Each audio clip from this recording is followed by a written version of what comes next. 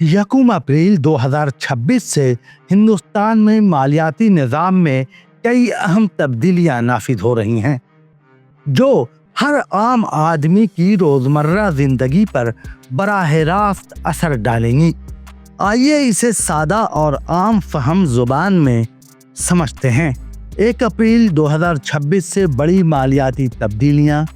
Number 1, तनख्वाह के निज़ाम में तब्दीली। नए लेबर कवानीन और टैक्स निज़ाम के तहत तनख्वाह की साख बदल जाएगी।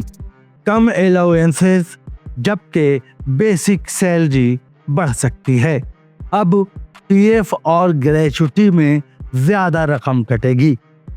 इसका असर कुछ यूं पड़ेगा।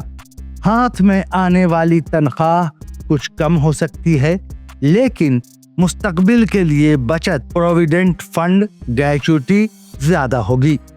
मतलब अभी थोड़ी कमी, लेकिन आगे फ़ायदा। एटीएम और बैंकिंग चार्जेस में तब्दीली। अब फ्री हिट के बाद एटीएम ट्रांजैक्शन पर 23 रुपए चार्ज होगा। यूपीआई निकासी एटीएम लिमिट में शुमार होगी। ज़्यादा एटीएम इस्तेमाल करने पर ज़्यादा खर्च। ऑनलाइन और यूपीआई अदायगी बेहतर ऑप्शन बन जाएगी। मतलब एटीएम महंगा, डिजिटल पेमेंट सस्ता। पैन कार्ड के नए उसूल। अब सिर्फ आधार से पैन नहीं बनेगा। मज़ीद दस्तावेज़ात जैसे बर्थ सर्टिफिकेट, पासपोर्ट या ड्राइविंग लाइसेंस ज़रूरी होंगे। पैन बनवाना थोड़ा मुश्किल, लेकिन फ्रॉड के इम्कानात कम होंगे। मतलब सख्ती बढ़ेगी, सिक्योरिटी भी बढ़ेगी।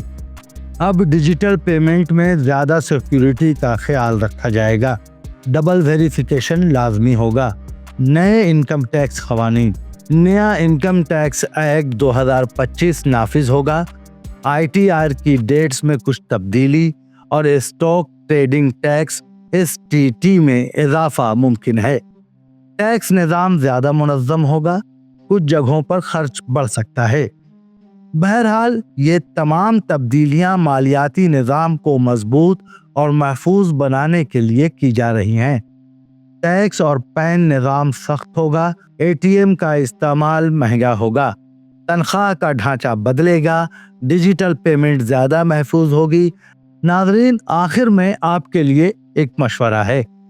अपने डॉक्यूमेंट्स अपडेट करें, एटीएम का इस्तेमाल कम कर दें, डिजिटल पेमेंट अपनाएं और अपनी तनख्वाह की बेहतर प्लानिंग करें। सीधी बात यही है कि निज़ाम बदल रहा है, इसके साथ खुद को बदलना ही समझदारी है। तो मुस्तकबिल के लिए नेक तमन्नाएं। खुदा हाफिज।